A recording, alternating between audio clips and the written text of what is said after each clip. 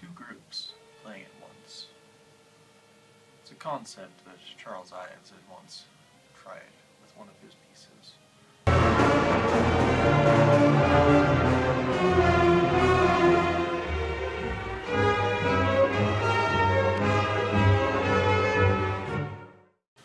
But it had never yet been done in jazz until Ornette Coleman came along. Ornette Coleman was born in 1930 in Fort Worth, Texas. He was kicked out of his high school band for improvising over the Washington Post.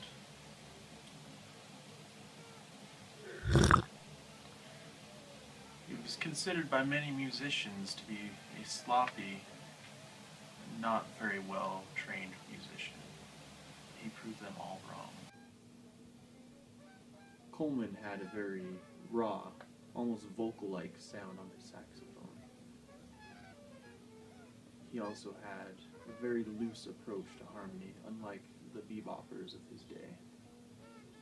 While those two were counted as a negative towards him at that time, now we can look back upon it and see that he was actually bringing a new phase to jazz.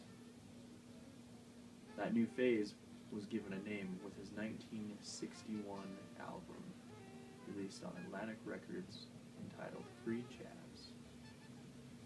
It was a new concept in jazz, where there were two quartets playing simultaneously, improvising at the same time over different themes.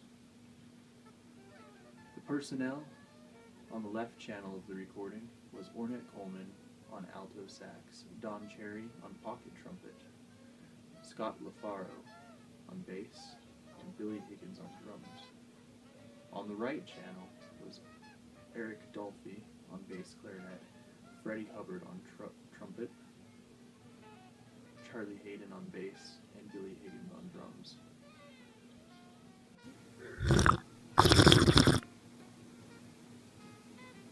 The 1962 issue of Downbeat magazine gave Free Jazz both a 5-star rating and a 0-star rating. It was a new time for jazz, and many critics were not sure what to think.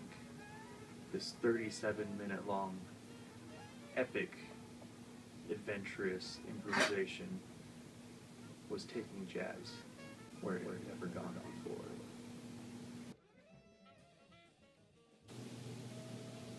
Upon first listening, my initial thoughts was that it was very disorganized and crazy.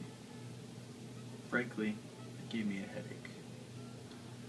Upon further inspection, I noticed there was actually a form being followed throughout the tune. There was actually more going on than what initially meets the eye.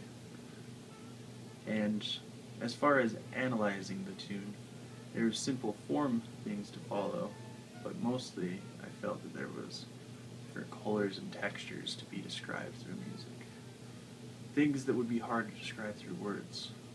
So I decided to create visual art while listening to it. Describe my feelings as the music played.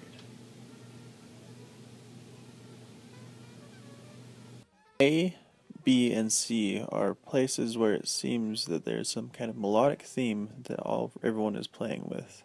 And the solo sections are open improvisation sections throughout the entire piece. I'll show you a couple examples now.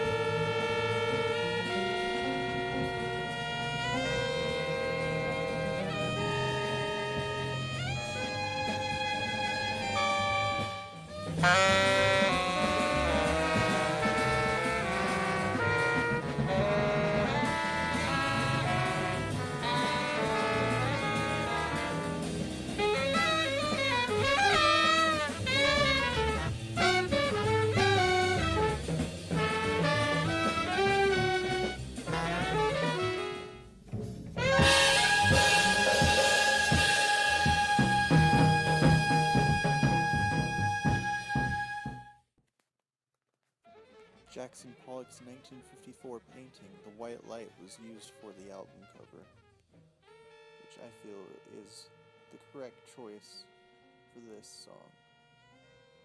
Mostly because of the almost random feeling it has as you look at it. But then there's also the common theme of white and black throughout, which is much like the music. And now I'll show you my process of creating art based on the music and showing how I felt as I listened.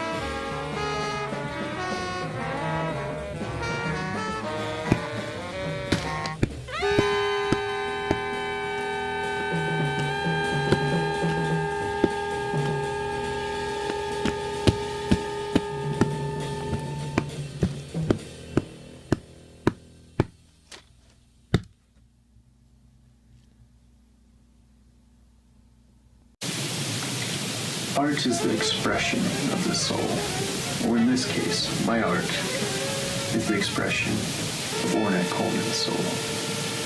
As you can see, I have been able to capture the beauty of his piece